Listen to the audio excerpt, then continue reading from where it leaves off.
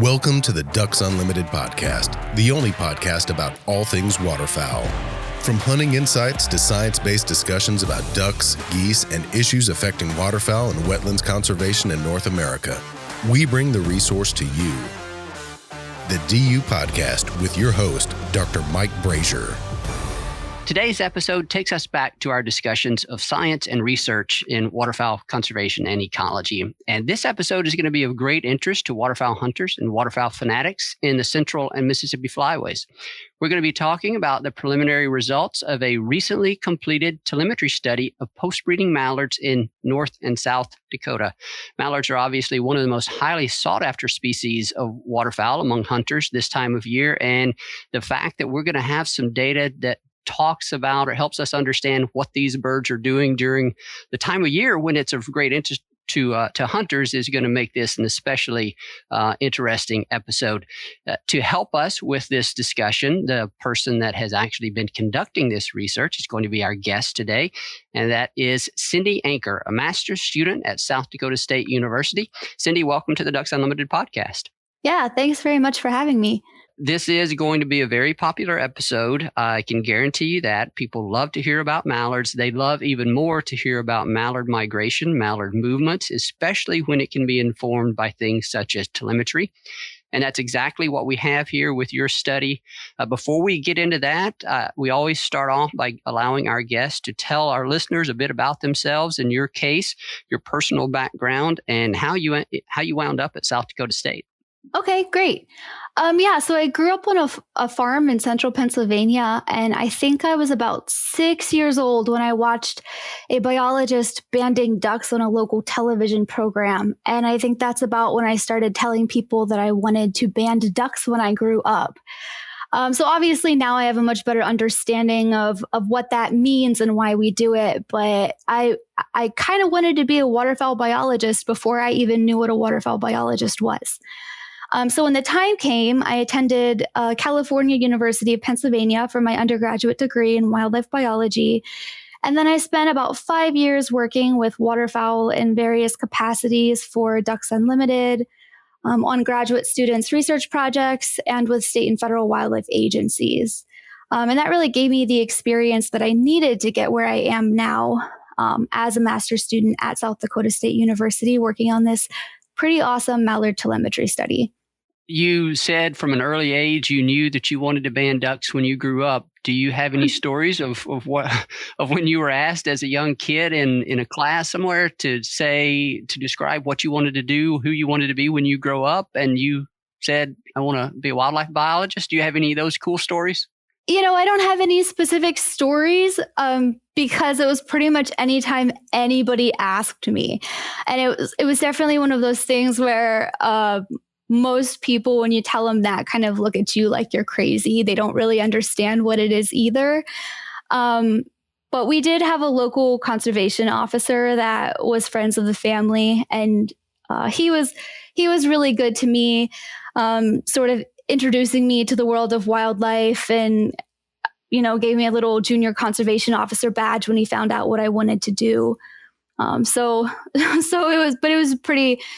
it was pretty common throughout my childhood. I even had a bird book that kind of fell open to the waterfowl pages when I was 10. So it's always been there. Yeah, well, good. I appreciate you sharing those details of kind of how you became inspired, how you became fascinated with waterfowl, with birds. We've had a few episodes prior to this, the Women in Waterfowl episodes, where we spoke with some of our female colleagues, and they described some of their experiences growing up. And invariably in those experiences in their childhood, in their time growing up, there was someone that inspired them, that enabled their pursuit, their fascination with waterfowl and migratory birds, and enabled their pursuit of it as a professional career. And it sounds like you had some people in your life that served the same role. So thanks to those people for allowing you and enabling you to get to where you are today. Yeah, absolutely. Absolutely. My whole family was pretty into the outdoors, and my dad hunted a lot, and I started waterfowl hunting with him very early. So I definitely had the exposure. He really encouraged that passion. I would say largely thanks to him. Very good. And that's going to be that's a common theme with many folks, and I kind of fall into that same category.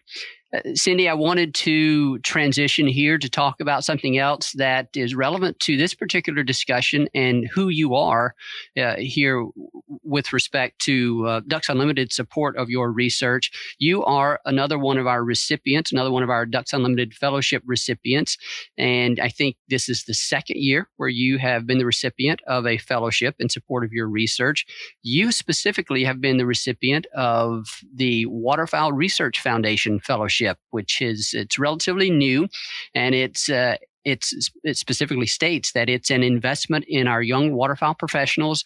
And we have three primary objectives behind this fellowship, one of which is to develop critical scientific information to help contribute to the furthering of our conservation of waterfowl and wetland resources, contributing to the training of our future professionals, and then honoring the critical role that waterfowlers have played in supporting waterfowl and wetland conservation throughout North America. And specific to this last component, I believe, correct me if I'm wrong here, Cindy, but I believe this is one of the fellowships that requires the recipient to possess a hunting license. Does that sound right? That's correct. I had to send them proof that I had hunting licenses to be eligible for it. It's a testament to the insight of the people that set up this fellowship, recognizing the important role that hunters have played.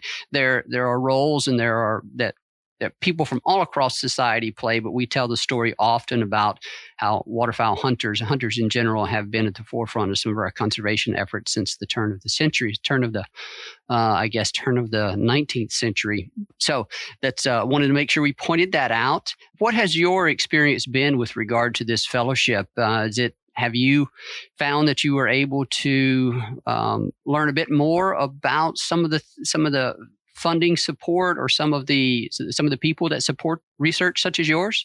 My project is pretty well funded, and we have a lot of collaborators that I'm sure I'll get the chance to acknowledge. But like you said, among them is Ducks Unlimited through this Waterfowl Fellowship.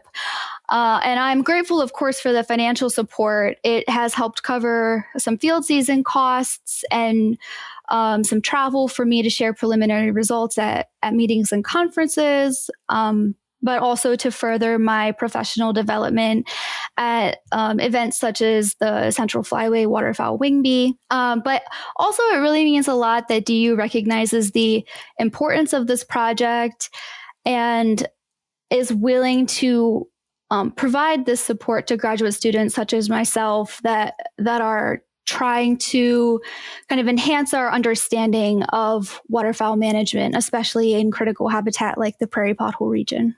Congratulations to you on being a recipient of this award and for carrying out this important research. And so with that, Cindy, let's transition a bit to talk about the research itself. I'm generally familiar with it. You and I met, I believe, earlier this year at a Central Flyway Technical Committee meeting. It feels like that was about 5 years ago, but it was actually only about 8 months ago.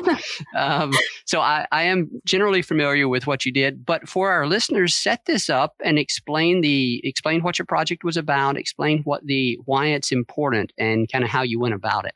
Sure. So for my master's thesis specifically, I am most interested in young of the year, or what we call hatch year mallards during the post-fledging period. So that's time in late summer and autumn between when young mallards are just learning to fly and when they make their first migration south. So we know that they have a lot of unique things going on during this period. They're learning to fly and navigate, figuring out how to avoid and escape predators. And it's also when they encounter their waterfowl hunters for the first time. It's the first waterfowl season that they get to experience. So it's a pretty vulnerable period of their lives. And in fact, band recovery data shows that hatch year mallards make up about a quarter of the ducks, just all species of ducks that are shot in North and South Dakota. But talking specifically about mallards, hatch year birds make up a little over 60% of the harvest. So they're potentially a pretty important part of waterfowl management and habitat conservation in the prairie pothole region. Yet we know very little about their specific needs.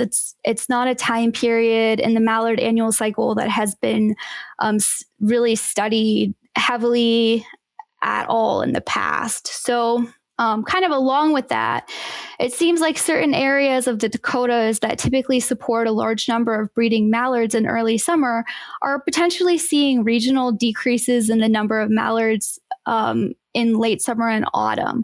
So my primary project objectives are to figure out kind of where and how far these young mallards are moving, why they're moving, and what habitats they need before they migrate.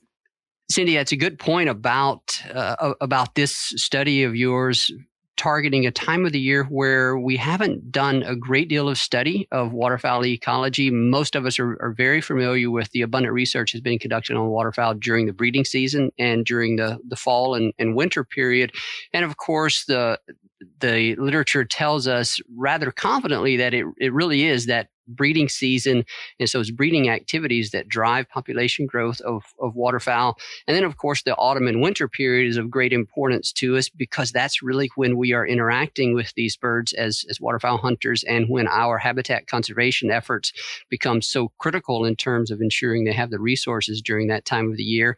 But if there's one other thing that we've all been taught as students of waterfowl ecology, it's that we have to understand and plan for and conserve habitats that meet the needs of these birds throughout the annual cycle.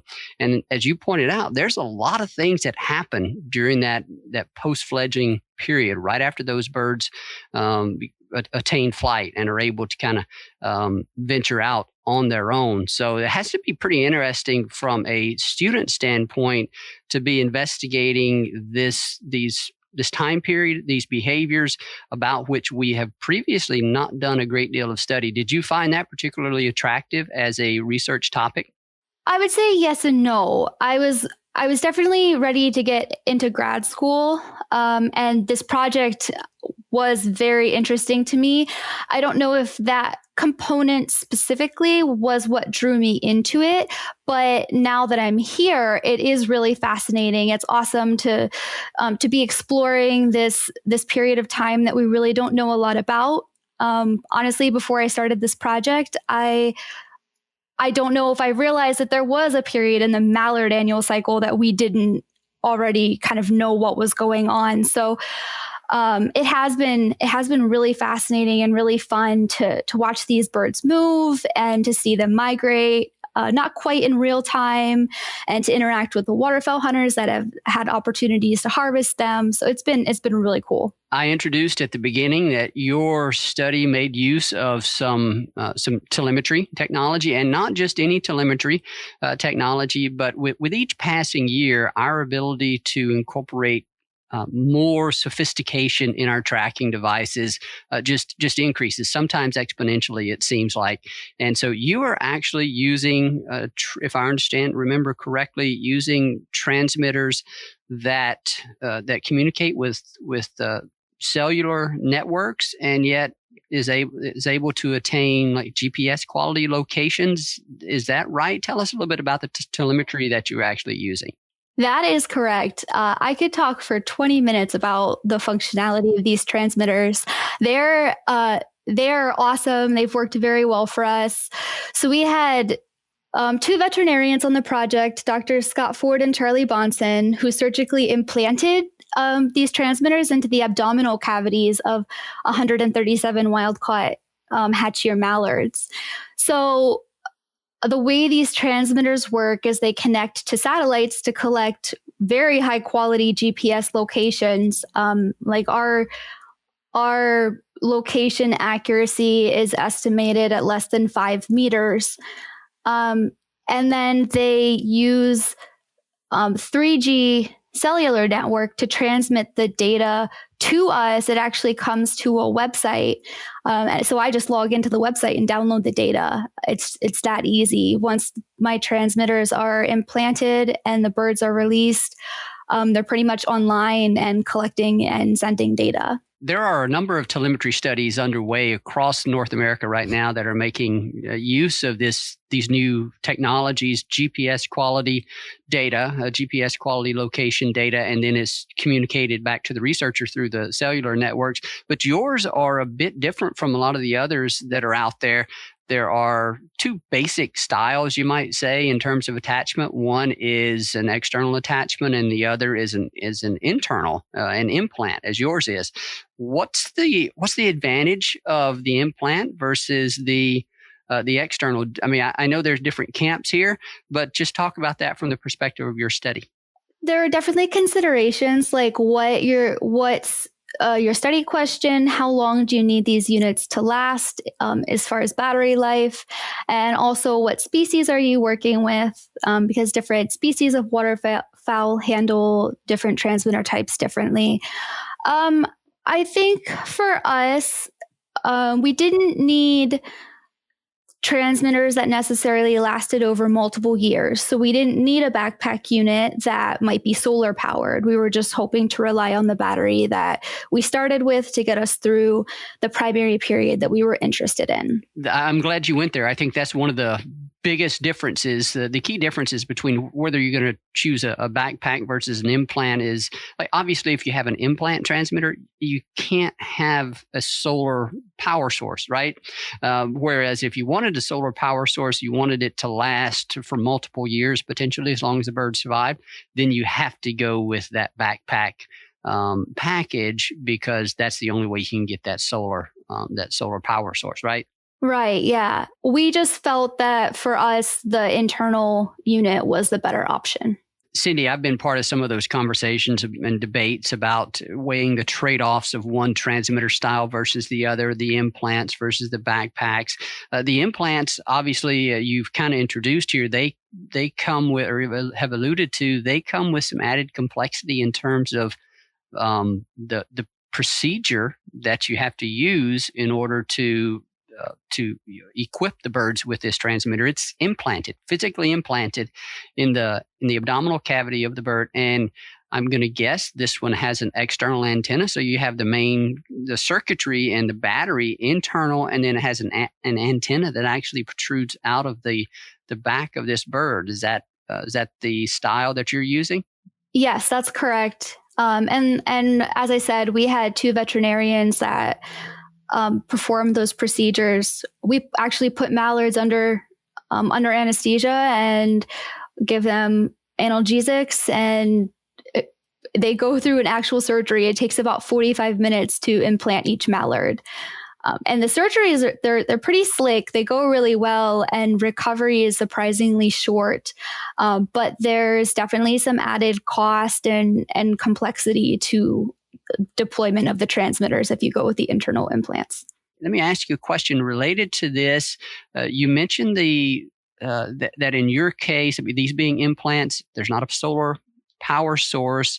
What was the expected lifespan of these transmitters? And this is obviously going to relate to the study objectives. This kind of illustrates how a researcher has to think about the technique that they are going to use to study a bird, because they have to make sure that it's able to deliver the data needed to address their specific study objectives. So with respect to your study objectives, let's talk about the expected lifespan of your transmitters.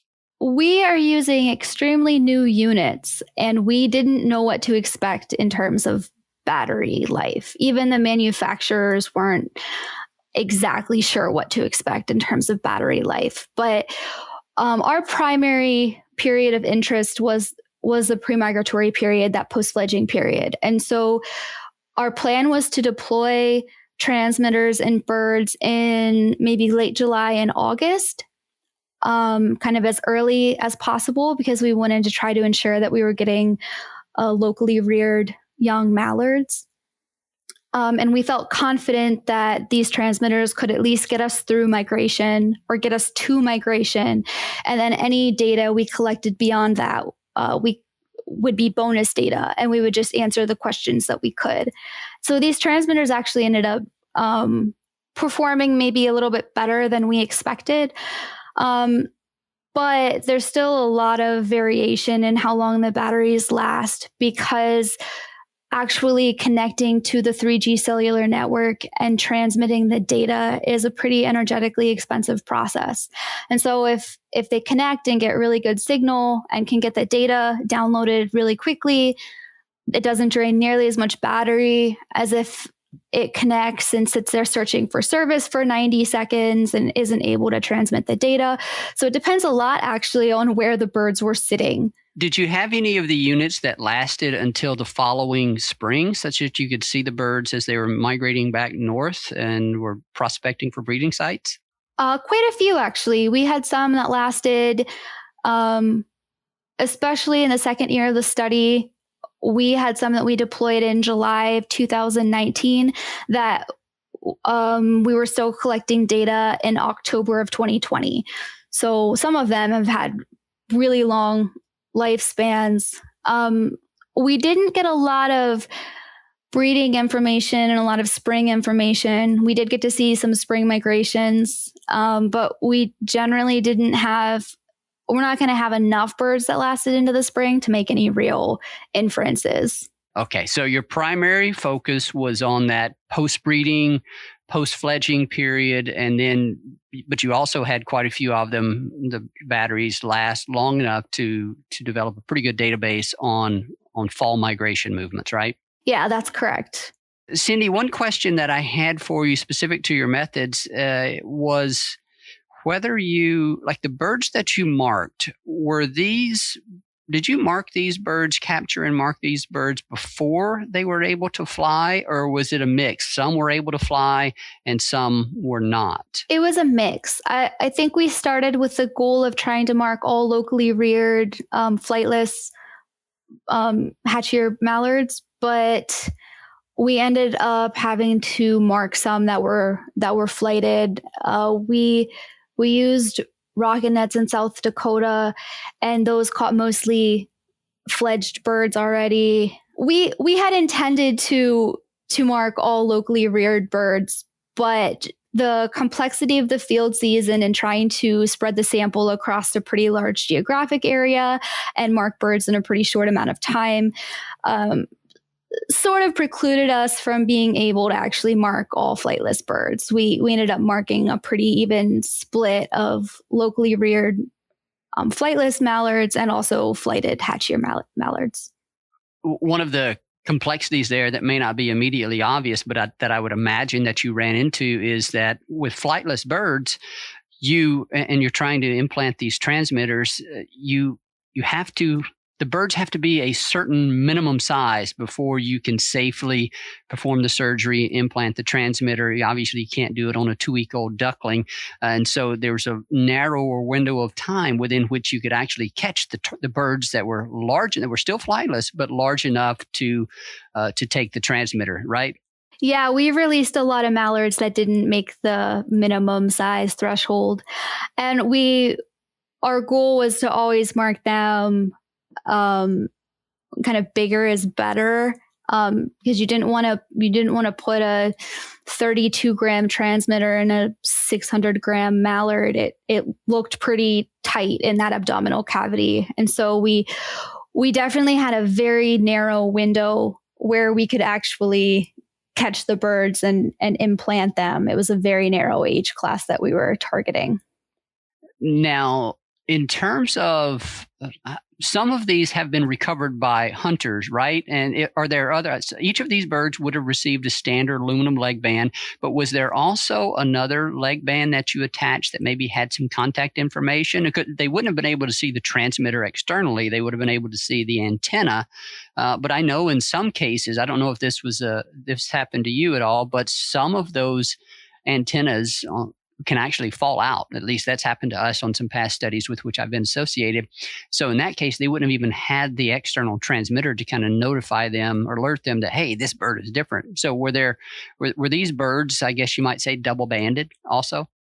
They were. So they had the standard aluminum leg band, and then they had a second leg band that had a message that said transmitter in bird, please contact. And then it gave a phone number either for North Dakota Game and Fish or South Dakota Game Fish and Parks.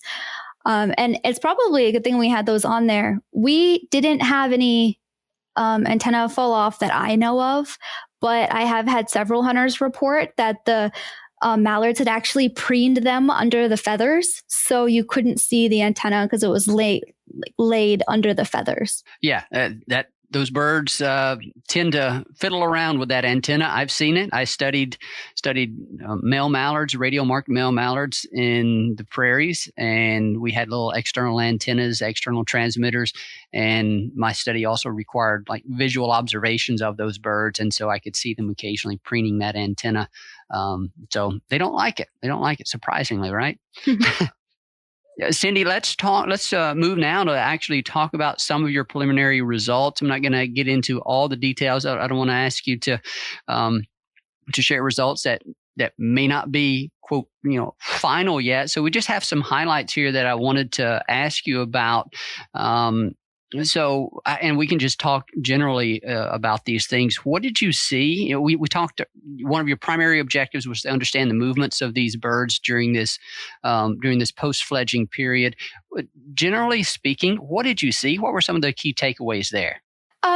So we collected over 56,000 pre-migration locations. And so we have a lot of data. And I think one of the most interesting things that I took away from all of that is these birds are extremely mobile. And even these young mallards are making some really long distance movements before migration. So we're talking just pre-migration relocations.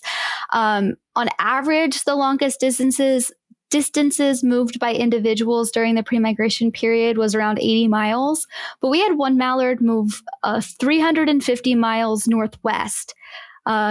He was marked in southeastern North Dakota, and in early October moved up to Estevan, Canada. That's a great little data point to illustrate something that we're all always careful. We try to always be careful about stating with regard to what kind of inference can be drawn from band recoveries. Like these birds, where these birds are banded, unless the bird that you're banding is flightless, you can't necessarily assume that the place where you're banding it is where it was hatched and originated. Certainly if it's an adult bird, you can't, but even if it's a young bird, like if you're out there banding, you can tell if it's a hatchier bird.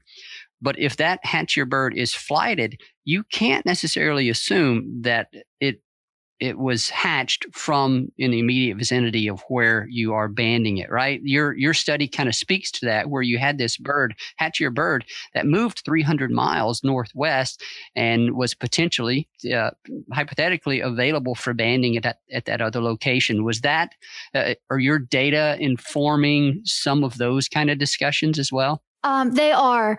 We haven't gotten far into any of those questions yet, but part of this project is definitely going to be pulling comparable preseason banding data. We actually did mark these birds from a lot of even the same exact banding locations that other local and hatchier birds were marked in the same years. So we're hoping to be able to make some pretty interesting inferences about maybe some gaps or changes that need to be made in preseason banding strategies, but also maybe use some of that preseason banding data as a gauge of whether our birds were behaving normally in terms of looking for transmitter effects and some of those behavioral issues that we were talking about earlier. Between the birds that were marked in North and South Dakota, were there any notable differences in any of these pre-migration movements, or was that kind of highly variable? What did you see there? It was pretty highly variable. I didn't notice any major differences between North Dakota and South Dakota mallards.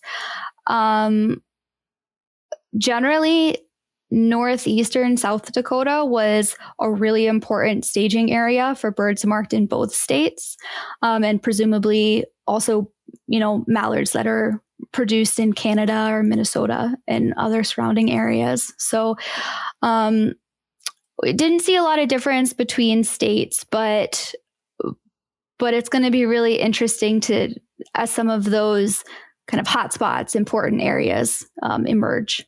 You might have already said this, and I just can't remember it. But where were your study sites, generally speaking? At how many different locations across North and South Dakota did you capture and mark these birds? South Dakota, we marked birds from 7 different sites, and those were all rocket netting sites that are established by South Dakota Game Fish and Parks and have been used for a while. In North Dakota, our strategy was a little bit different. Our capture methods were a little bit different because of the way the preseason banding operations are run. And so in North Dakota, we marked birds from maybe 30 different sites, but they were all over southeastern North Dakota and northeastern South Dakota. Okay, so this wasn't a situation where you had just 1 or 2 locations at which you were marking these birds. These were taken from a large number of areas, right? Yeah. We kind of set it up that way. We even tried to avoid marking broodmates as much as possible. We were trying to ensure as much independence as we could and still get our sample marked in a reasonable amount of time. Cindy, that's good. That's probably enough there on that aspect of your study. I was looking at your progress report, and you have like 9 objectives. So there's a whole lot to cover. We're not going to get to all of those, and I know you probably don't have all of the analyses completed yet on some of the post-breeding or post-fledging habitat use. I know that's going to be something that will eventually come out in your analyses. And we've talked here generally about some of these large movements that these birds can make post-fledging before migration. So let's move right now into some of those migratory movements. This is a topic that is of huge interest. Of what motivates these birds to move? When do they move? How far do they move? All those types of things I know you have been looking at or thinking about. So talk in general about your analyses, how you've been looking into some of those migration movements. I very briefly looked at some of the factors that might influence the timing of migration. As I said, for my master's thesis, we're mostly focused on the pre-migration period. So I haven't gotten too far into all of the other data yet.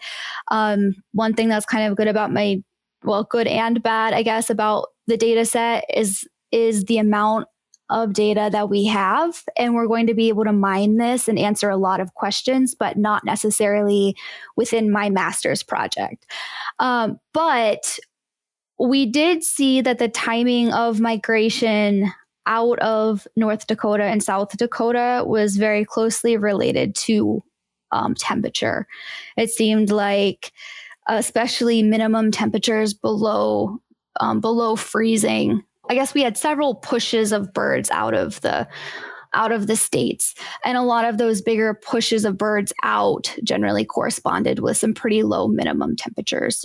You shared your progress report with me before this discussion, and I was looking at a couple of figures in that report, and it shows the frequency of your marked birds moving out of North and South Dakota, initiating their migration as you ended up defining it. And it was, as we would expect, these birds did not all leave at one time. You have your sample of marked birds, and your data show a trend where you have some birds that will depart in October, and then you have a few that sort of depart occasionally throughout the month of October. And then you have some instances where you have a strong front come through, strong weather system come through and drops the temperatures, low temperatures down below freezing. And then you see a sort of a pulse of birds exiting the area. But one of the things, but there are other I guess time periods, series of days where there are notably large numbers of these marked birds exiting the state. And so I remember seeing some of these early results at the Central Flyway Technical Committee meeting earlier this year. And I seem to recall one aspect of your discussion saying, we didn't see all of these birds leave right after the front came through, because basically what's happening is we have these cold fronts coming through. And so you get that strong push of air from the north, cold Arctic air. And then it's in place for 2 to 5 or longer days. what did you see generally with regard to how long it was after passage of that front that these birds really started to leave? Did some of them leave right on the heels of that front, or did most of them kind of wait a few days? What's going on there, as you can understand it from your study? I mean, that's pretty specific, and I don't know if we have the weather or location data to say specifically whether they went out on the, leading edge of the front. But I would say generally within 24 hours of the cold front, you'd get kind of a major pulse of birds, and some just hung around and didn't leave with that particular front. And so that's kind of another interesting thing that we're never going to be able to explain. But what makes one bird leave on a particular front and another bird wait for like 10 inches of snow before it leaves the state? So there's a lot of really interesting stuff that we're seeing in the data that it's going to be really hard to explain, unfortunately. And these were all first-year birds that were marked. You didn't have any adult birds marked, right? That's correct. We have some of these hatch-year birds that are sticking around weeks after the first shot of really cold air comes through. And exactly as you're talking about there, is it because they're more fit? They were able to fatten up earlier. They were able to become sort of more tolerant of those cold weather patterns? Or is it just the opposite? Were the birds that were kind of hanging out there even after that first cold front come through? Were they the ones that were struggling to attain some sort of migratory condition? I don't know that we'll have that. We won't have that data, will we? That's actually really interesting. I don't know for sure if we're going to be able to answer that question, but when we marked birds, we know what age class they were, we know how much they weighed, and we know the date of marking. And so we may be able to, back calculate, if you will, kind of how old that bird was. And that could end up being a really important part of that. Because we had some that we marked in July as fledged hatch-year mallards, and some that we marked the end of August as, an age class 2C duckling that had another week or two before it was going to even be able to fly, quite a bit smaller in body size too. So, condition of that duck at time of migration is likely dependent on how early of a hatch it was. Will you be able to look into any of those relationships as part of your thesis, or is that going to be beyond the scope of what you're able to do? I actually think that that's something we're pretty interested in looking into, maybe including age and some or body mass or some of those components as covariates in models. But I still have a lot of work to do on that to kind of figure out exactly how those will be incorporated. You have a really neat data set, a really rich data set, especially when you think about your ability nowadays to combine this telemetry data, this high resolution both in space and time, I should say, telemetry data, along with some fairly high resolution landscape scale sort of land cover data. And I know that's part of what you're also interested in. So I remember asking you earlier this year if you're going to be looking into this question or that question, and you're like, well, that the list of questions that people want us to look into, it grows every day, and so we have to draw the line somewhere. But that's a cool thing about having a data set and having a study such as yours. So in that vein, I want to move on now to one of the other very interesting aspects of it is some of the kind of migration distances. We've talked briefly about when these birds left and weather being a key factor in motivating that. But let's talk about some of the distances, the steps, these migration steps as they're called. How far did they go on some of these? What was the average length of their migratory step, you might say? How far south did some of these birds go? What did you see in terms of their actual migration events? The migration aspects of this project are pretty cool. And I think the first bird that migrated the first year of the study, I texted every one of my committee members as soon as I noticed it left, like with 3 exclamation points that one of our birds had left the state. And so in a single migratory jump, I think birds were averaging about 380 miles, which is pretty incredible. I think it seemed to happen a lot faster than I expected. Our farthest distance without detecting our resting location was 950 miles. But at that point, we were only collecting one location every 7 hours. So we likely missed a stopover. And I guess that's kind of an important thing to bring up with these data. Even when we're collecting locations as frequently as every 5 hours, we're still only really seeing snapshots of what's happening. And so we're not going to be able to say definitively that birds were traveling this distance between stopovers, or traveled, this exact distance along a migration route, because they also likely aren't flying in straight lines, which is what we're seeing on maps. So there's a lot there that is still kind of unknown to us, but we were seeing migrations happening pretty quickly by a lot of the birds. There was also some individual variation, though. Some birds were a little bit slower to leave, spent longer periods at stopover locations. So kind of a lot of variation there. And Cindy, related to that, to the programming of that transmitter where you were collecting these locations, the location data, I think you said only once every 7 hours, was it? Yeah. So during the pre-migration period, we were once every 5 hours. And then once we got them kind of through our primary study period, we decreased that to 7 hours in an effort to save battery. Yeah, and that's where I was going to go, is that it relates to the study objectives, limitations of the technology that we're using, these implant transmitters.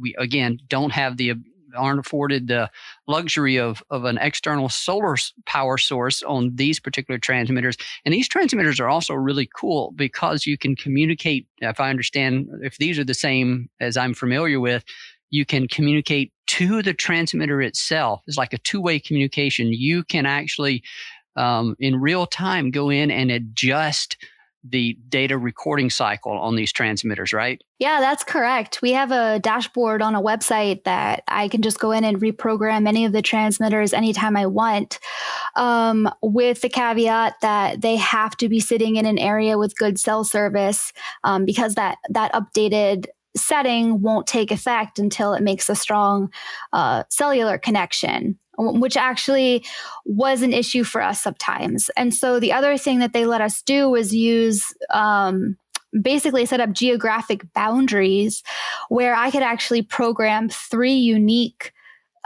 sets of duty cycles or settings for these transmitters. And as soon as that bird crossed that boundary, it changed how frequently it was collecting data or how frequently it was transmitting data. And so that became a better way for us to control the units from a distance, because in that case, they don't need a strong cellular connection. All they need to do is turn on and connect to GPS, and then automatically the new programming takes effect. It's remarkable. It's simply remarkable what we're able to do with these transmitters nowadays. You think back previously, all you could do is just have a unit that emits a signal, and you had to be within a mile or so of it to detect it. But now we can, not only can we detect these things, through the use of satellites, and that information can be downloaded to us in near real time, we can actually communicate to the transmitter and change the internal programming on it. And you can do, as you said, you can program it to that such that data recording frequency changes based on on where it is geographically. It's simply amazing what we're able to do nowadays, which is what makes this so exciting, the type of data and amount of data that we are collecting. Let's shift briefly. We've been going for quite some time here, and I want to wrap this up here before I keep you on too long. Let's talk briefly about where some of these birds ended up in winter. What was where did you find most of these birds establishing their terminal wintering ground? And then, so let's just start there. I'll one question at a time. What was the general terminal wintering area for a lot of these birds? So that depended a little bit on the individual and also the year. In 2018, we had quite a few birds winter in the Central Flyway, particularly Kansas, and some jumped to the Mississippi Flyway in Missouri and Arkansas. And then 2019, a majority of our birds went to northern Arkansas, and they were in that Mississippi alluvial valley, kind of what everybody thinks of as classic mallard wintering habitat. Our furthest south bird actually went all the way down to coastal Louisiana, spent the winter on the coast. And then we had one that went east to Alabama and hung out on a reservoir in Alabama for part of the winter with really no other water around there. So our farthest north bird actually wintered in South Dakota on some kind of man-made water body that stayed open. And then, of course, we had birds just kind of scattered from Nebraska, Kansas, Iowa, Missouri on different reservoirs and the Missouri River. So, Cindy, another question about some of these winter movements. I know maybe before we started having access to some of these high scale or high resolution movement data during winter, we oftentimes thought about migration movements during winter as sort of being unidirectional. Birds depart from the breeding grounds and they move south, and then they hit their terminal wintering ground, and then that's it. Then they'll stay there, and then once they decide to migrate back north to their breeding ground, they'll turn around and they'll go do that. But we've since started learning a lot more about their within winter movements, and so I'm kind of curious what you actually saw with respect to this north to south movement to a terminal wintering area, and then did that happen, or was there some movement, varying movements throughout that winter period? What did you see, I guess generally speaking, about those winter movements? I do think people generally think of migration as being from point A to point B, with points A and B being relatively small. But what we actually saw is when these birds arrived at a kind of a terminal wintering area, they maybe sat in that spot for 2 weeks to 2 months. And then we started seeing very similar movement patterns during the winter that we saw during pre-migration. They were still making some 200-mile movements, sometimes north, sometimes south, and often even east and west. We had birds jump between the Central and Mississippi Flyway on multiple occasions. So it seemed like the actual within winter movements and the overall patterns of movement within the winter were very similar to what we saw during the pre-migration period.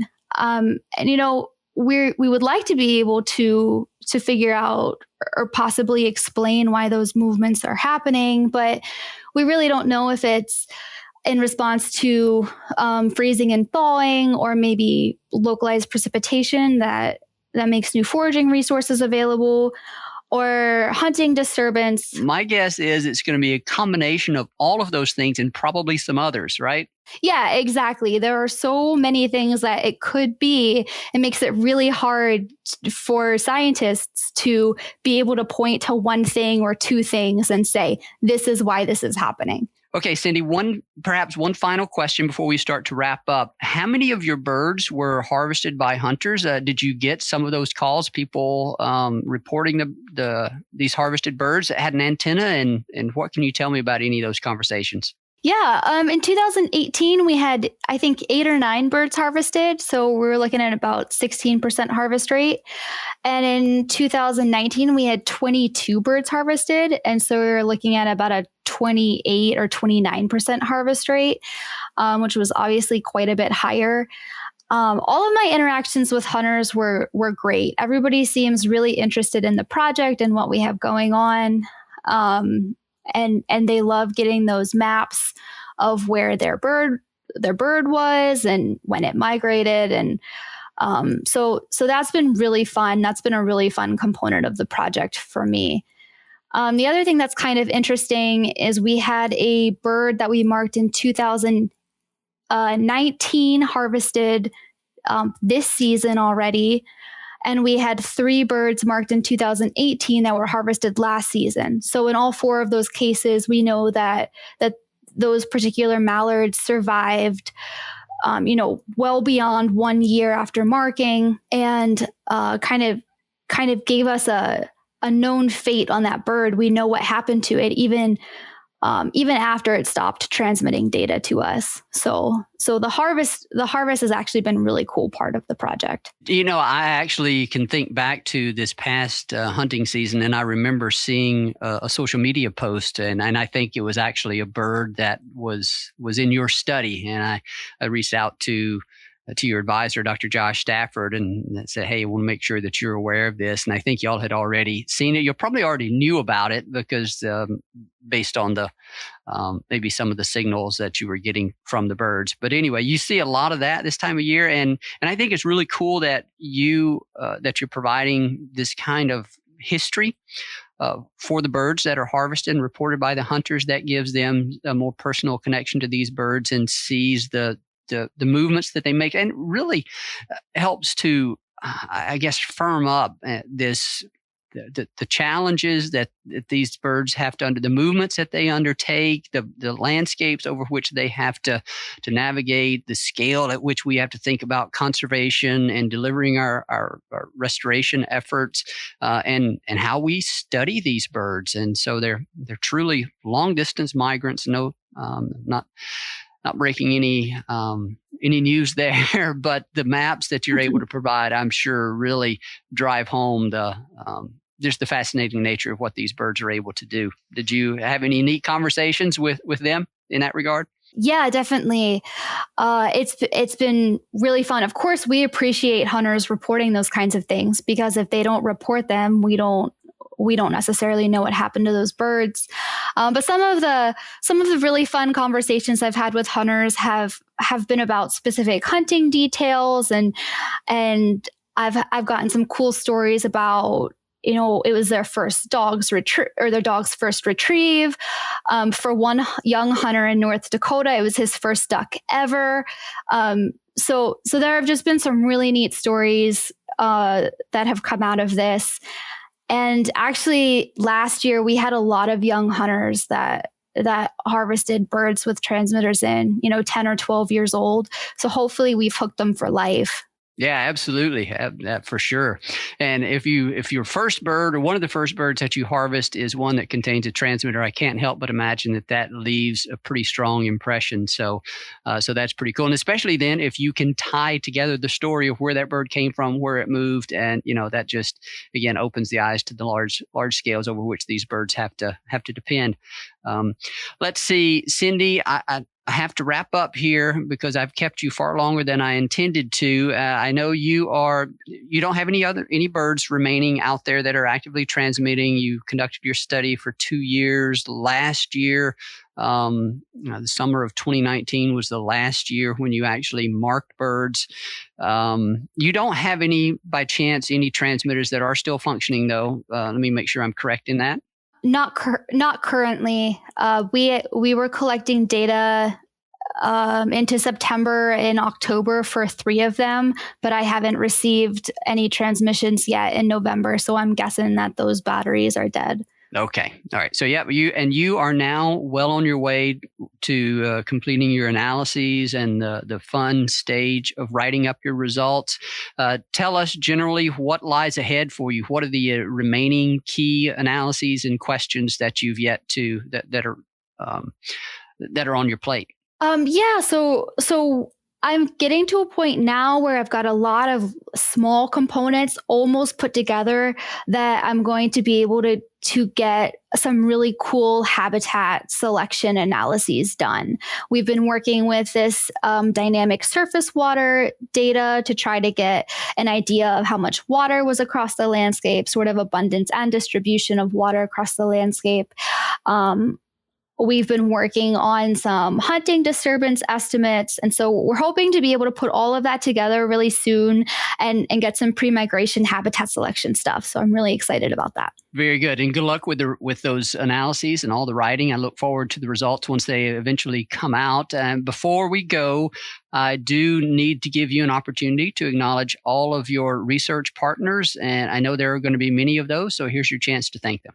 Yes. So most of the funding for this project came from the Federal Aid and Wildlife Restoration Act, which was administered by North Dakota Game and Fish Department and South Dakota Game, Fish, and Parks. They were the major project partners. I also got a lot of support from my university, South Dakota State University, and the South Dakota Cooperative Fish and Wildlife Research Unit. And also I want to acknowledge U.S. Geological Survey's Northern Prairie Wildlife Research Center in North Dakota.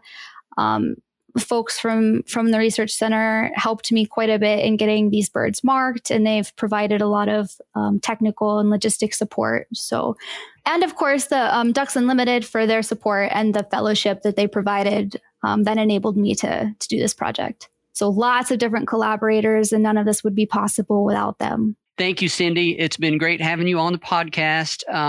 Like I said, mallards, movements of mallards, whether it be immediately after the breeding season, during migration, or during winter, is always a very interesting topic, one that's going to garner a lot of interest among our listeners. And so I really appreciate you taking the time to share some of the preliminary results with us. I wish we've been doing this for about an hour, and I know we could easily talk for another hour on this, but I'm not going to do that. We'll wait. How about this? We'll wait until you get some of the results published, then we'll have you on to discuss some of those in more detail. Does that sound like a plan? Yeah, that sounds great. Thanks for having me. I enjoyed sharing some project information with you today. A special thanks to our guest on today's episode, Cindy Anker, a master's student with South Dakota State University. We greatly appreciate her time in sharing some of the preliminary stories out of her Mallard telemetry study. As always, we thank our producer, Clay Baird, for the great work he does editing these podcasts and getting them out to you. And to you, the listener, we thank you for your time and support of the podcast and for your support, passion, and commitment to wetlands and waterfowl conservation.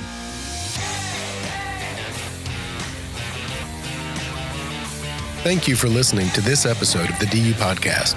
Be sure to rate, review, and subscribe to the show, and visit www.ducks.org/DU Podcast for resources based on today's topics, as well as access to more episodes.